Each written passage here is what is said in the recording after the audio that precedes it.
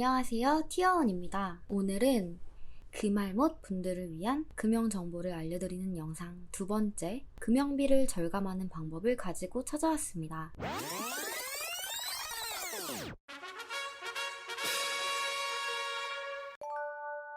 우리가 제품을 개발할 때 시제품을 만들어보고 이상이 없다면 양산을 검토합니다. 양산을 검토하는 과정에서 개발 기업들을 당혹스럽게 하는 것은 값비싼 금형비인데요. 금형비를 줄일 수 있는 방법을 함께 알아보겠습니다. 금형비를 줄이기 위해서는 금형비가 왜 높은지를 알아봐야겠죠? 첫 번째, 불필요하게 많은 부품 수, 또 과도하게 복잡한 구조.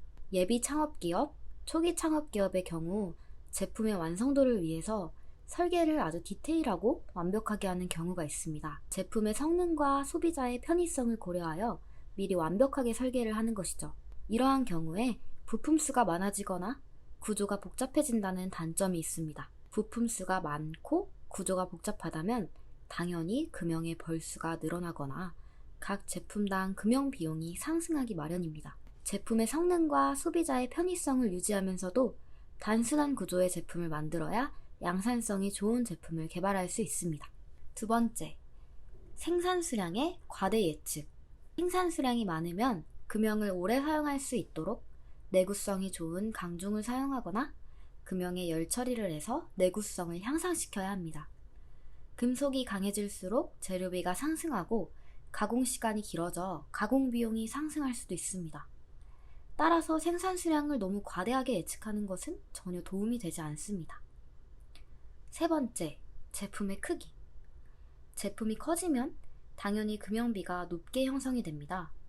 특히 제품의 높이에 대한 가중치가 큽니다. 다시 말해, 제품의 높이가 금형비 상승에 미치는 영향이 상대적으로 크다는 것이죠. 이 경우에는 큰 제품을 한 번에 생산할지 제품을 나눠서 조립을 할지를 검토해 봐야 합니다. 예를 들면 사각, 바스켓을 제작하는 경우에 한 번에 생산을 하는 것보다 부품을 내분할하여 평면에 가까운 형태로 제작한 후 조립하는 것이 저렴합니다. 네 번째, 불필요한 제품의 기능. 개발 과정에서 제품의 필요 이상으로 많은 기능을 탑재하는 경우 금형비 상승으로 이어질 수 있습니다. 제품의 기능 중 소비자에게 필요한 핵심 기능만 탑재하여 개발 비용과 금형 비용을 줄여서 제품 단가를 낮추는 것이 판매에도 긍정적인 영향을 미칩니다. 필요 이상의 기능은 금형비 상승 및 제품 원가, 판매가를 상승하게 하여 판매량을 떨어뜨리게 됩니다. 따라서 비용 상승의 원인이 되는 불필요한 기능을 제거하고 핵심 기능만 유지하는 것이 바람직합니다. 제품의 구조나 수량에 따라 적당한 금형을 제작하는 것이 가장 기본적인 금형비 절감 방안 중 하나입니다. 구조에 따라 부품 수를 줄일 수 있는 방법을 찾는 것이 먼저 선행되어야 합니다. 물론 부품 수를 줄이고 구조를 단순화하는 것은 기구 설계와 금형에 대해서 잘 이해하고 있는 엔지니어가 있어야 가능한 일입니다. 기구 설계를 잘 알지만 금형에 대해서 모른다면 금형 구조나 비용에 대한 고려가 부족하고, 금형은 잘 알지만 기구 설계에 대해서 모른다면 제품을 어떻게 변경할지를 판단할 수 없게 됩니다. 결국은 기구 설계와 금형 모두를 잘 이해하는 기업이어야 가능한 일입니다. 대부분 금형, 사출 기업들은 대기업, 중견기업의 부품을 OEM으로 제작하면서 기구 설계 엔지니어를 내부에 두고 있지 않습니다. 모든 구조가 검토된 부품을 기준으로 그대로 금형을 제작하고 생산만 하면 되는 것이죠. 하지만 최근에는 저희 티어1처럼 금형 사출 기업이면서 기구 설계 엔지니어가 있는 회사가 생기고 있습니다. 기구 설계 엔지니어가 없는 고객사 입장에서는 모든 절차를 한 번에 진행하면서 비용을 절감할 수 있고 데이터를 중간에 받아서 전달하는 수고로움을 덜 수도 있습니다. 간혹 기구 설계 상태가 좋지 않은 경우에는 리터치 비용이 발생하기도 합니다. 금형 사출회사 입장에서는 외부에서 진행한 기구 설계는 거의 90% 이상의 리터치가 필요합니다. 내부에서 진행하는 경우에는 금형까지 고려한 기구 설계를 하기 때문에 불필요한 작업을 줄일 수 있습니다.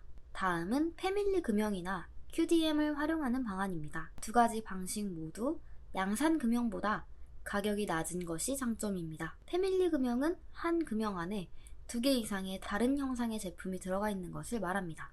대량으로 생산하지 않으면서 부품이 많은 경우 유사한 형태의 제품을 묶어서 넣는 것이 효과적입니다. 필요한 생산 수량이나 제품 구조 등에 따라 양산금형, 패밀리금형, QDM을 적절하게 조합하여 사용하는 것이 좋습니다. 생산량에 따라 QDM 또는 금형의 강중을 변경하는 방법도 있습니다. 물론 제품의 구조나 크기, 난이도, 플라스틱 원재료에 따라 차이가 있어 적절한 방법을 선택하는 것이 중요합니다. QDM 알루미늄, QDM 스틸, 패밀리 금형, 양산 금형 등 4가지 중에서 선택하는 것이 일반적입니다. 일반적으로 QDM이라고 하면 알루미늄 코어를 사용한다는 고정관념이 있지만 스틸 코어를 사용하기도 합니다. QDM 알루미늄 코어의 경우 금형의 최대 생산 수량을 적게는 1000샷에서 많게는 3000샷 이상으로 보기도 합니다. 따라서 1000개에서 2000개 이하의 소량 생산에 적합합니다. QDM 스틸 코어는 소량을 주기적으로 생산하는 경우에 적합합니다. 예를 들어 3개월마다 1000개씩 2년간 생산한다고 가정해 보겠습니다. 알루미늄으로 생산하기에는 수량이 많고 양산 금형을 제작하기에는 조금 부담스럽겠죠? 이러한 경우 QDM 스틸 코어를 사용하는 것이 적당해 보입니다. 그리고 금형에 슬라이드가 들어가는 경우나 PC나 나일론 계열 등 원재료의 성형 온도가 높은 경우도 스틸 코어를 사용해야 합니다.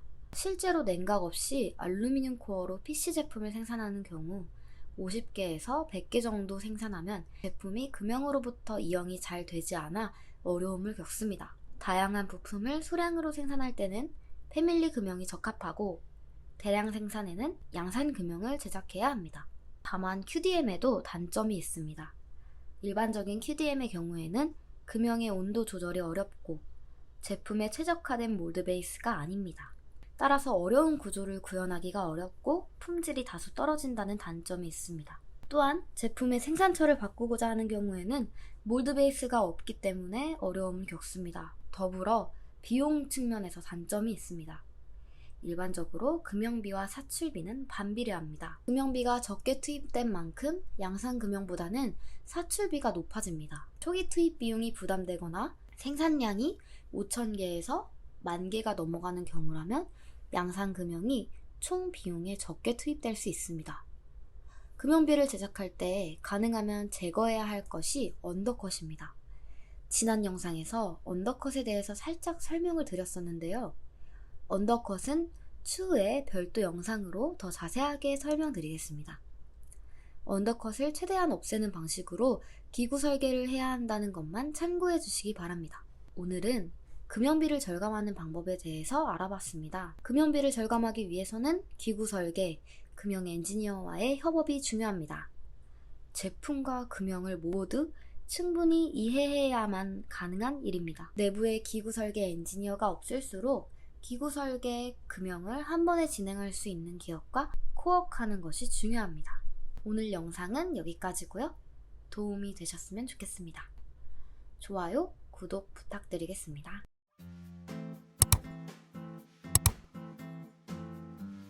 티어1의 또 다른 금형 관련 영상을 확인하세요.